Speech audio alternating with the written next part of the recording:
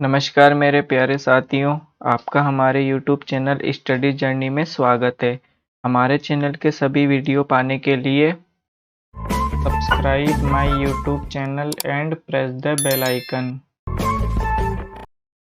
हमारा यह वीडियो पाचन तंत्र से संबंधित है।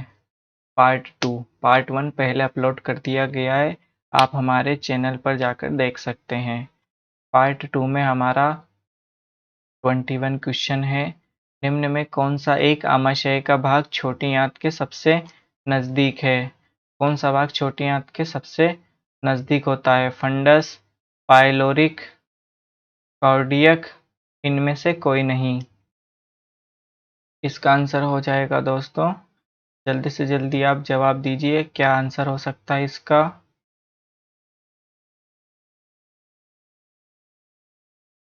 इसका आंसर है हमारा पाइलोरिक, जो कि आमाशय के छोटी आंत के सबसे नज़दीक होता है। अगला क्वेश्चन है हमारा, वसा का पाचन मुख्य रूप से कहाँ पर शुरू होता है? चलिए दोस्तों फटाफट आंसर कीजिए। वसा का पाचन मुख्य रूप से कहाँ पर शुरू होता है? बड़ी आंत में, छोटी आंत में, मुख गुहा में या आमाशय में? इसका आंसर हो जाएगा दोस्तों हमारा, छोटी आंत में वसा का पाचन शुरू होता है। अगला क्वेश्चन है हमारा, मानव शरीर में पाचन की प्रक्रिया समाप्त हो जाती है छोटी आंत के सीकम में,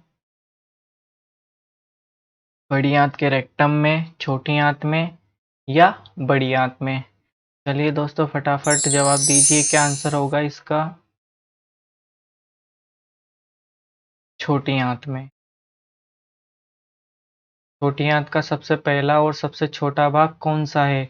जेजुलम, डुडेनम, सीकम, इलियम। छोटी आंत का सबसे पहला और सबसे छोटा भाग कौन सा माना गया है? चलिए दोस्तों चार ऑप्शन में से फटाफट आंसर कीजिए, इसका क्या आंसर होगा? इसका आंसर हो जाएगा दोस्तों हमारा डुडेनम। अगला प्रश्न है हमारा, भोजन को निगलते समय श्वसन नली में जाने से रोकती है। जो हमारा भोजन होता है उसे आमाशय से श्वसन नली में जाने से कौन रोकता है? ग्लेट, ग्लोटिस, एपिग्लोटिस, इनमें से कोई नहीं। चलिए दोस्तों वो कौन सा वाल्व होता है जो भोजन को श्वसन नली में जाने से रोकता है? इसका आंसर हो जाएगा हमारा एपिग्लोटिस।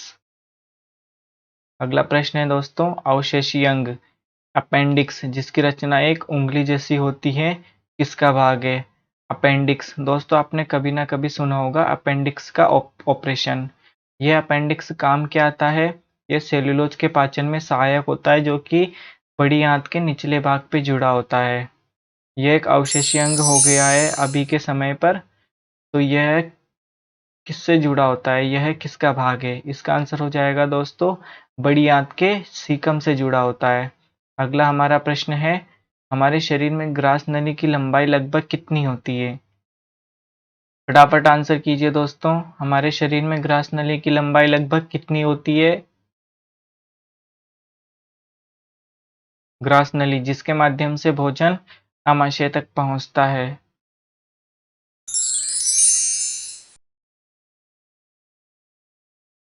इसकी लंबाई दोस्तों 25 सेंटीमीटर होती है। लार में कौन सा एंजाइम कार्बोहाइड्रेट स्टार्च को माल्टोज में तोड़ता है? दोस्तों अगला हमारा प्रश्न है 28, लार में कौन सा एंजाइम स्टार्च को माल्टोज में तोड़ता है? चलिए दोस्तों फटाफट जवाब दीजिए, कौन सा आंसर हो जाएगा इसका? इसका आंसर है दोस्तों टाइलिन। टाइलिन एंजाइम स्टार्च को माल्टोज में बदलता है। छोटी आंत का सबसे लंबा भाग कौन सा है? दोस्तों अगला हमारा प्रश्न है, छोटी आंत का सबसे लंबा भाग कौन सा है? सीकम, डुडेनम, इलियम या जेजुलम? छोटी आंत का जो सबसे लंबा भाग होता है दोस्तों वह होता है इलियम। अगला हमारा प्रश्न है, आमाशय में प्रोटीन को पेप्टोन में कौन परिवर्तित करता है? आमाशय में प्रोटीन को पेप्टोन में कौन परिवर्तित करता है?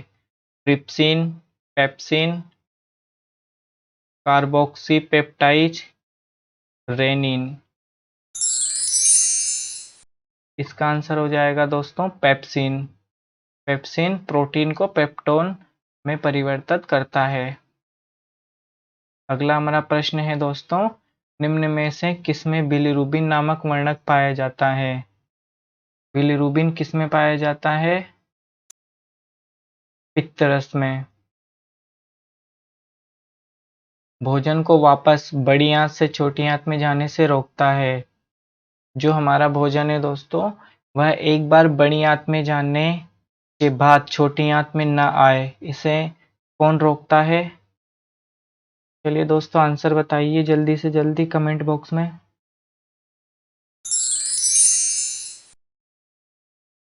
इसका आंसर हो जाएगा दोस्तों हमारा इलियोसिकुल वाल्व। यह वाल्व भोजन को बड़ी आंत से छोटी आंत में आने से रोकता है। अगला हमारा प्रश्न है दोस्तों, आमाशय में प्रोटीन को पेप्टोन में कौन परिवर्तित करता है? यह प्रश्न दोबारा रिपीट हो गया दोस्तों। इसका आंसर हो जाएगा पेप्सिन। आमाशय में अंशतः पाचित खाना जो छोटी आंत में प्रवेश करता है उसे क्या कहते हैं?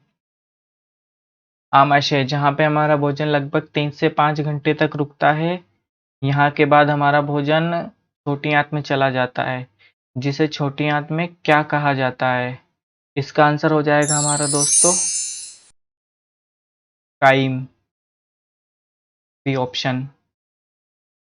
अगला प्रश्न है दोस्तों, होलस का ग्रास नली में पहुंचते ही इसकी दीवारों में शिथिलन या फैलाव शुरू हो जाता है, इसे क्या कहते हैं? संकुचन, काइम, भोज्य तरंग या क्रमानुकंचन। इसे कौन सी गति कहा गया दोस्तों? इस गति को क्रमानुकंचन गति कहा गया है। अगला हमारा प्रश्न है, जठर रस में श्लेष्मा या म्यूकस का स्त्राव जठर ग्रंथि की किस कोशिका के द्वारा होता है? जठर रस में श्लेष्मा या म्यूकस का स्त्राव जठर ग्रंथि के किस कोशिका के द्वारा होता है? बेसल कोशिका, गोबलेट कोशिका, ऑक्जेटिक कोशिका या पेप्टिक कोशिका।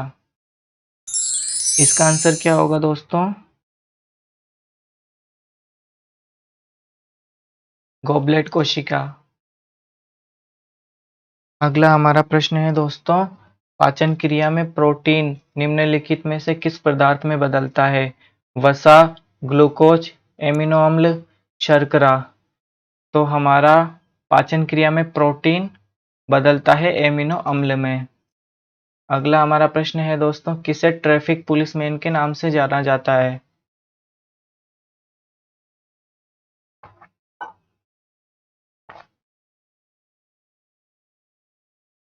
किसे ट्रैफिक पुलिसमैन के नाम से जाना जाता है?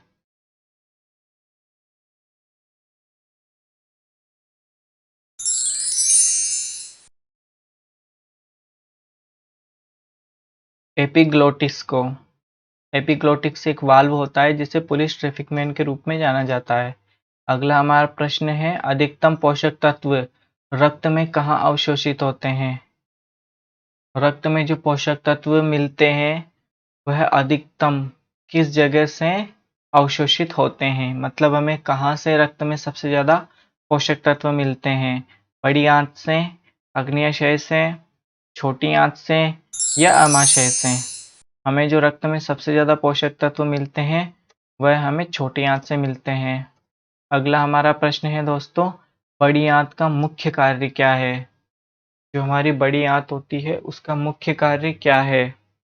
प्रोटीन का पाचन, वसा का पाचन, कार्बोहाइड्रेट का पाचन या पानी का अवशोषण। बड़ी आंत में हमारा भोजन जाने के बाद सिर्फ और सिर्फ वहाँ पर पानी का अवशोषण होता है। इसका आंसर हो जाएगा दोस्तों पानी का अवशोषण।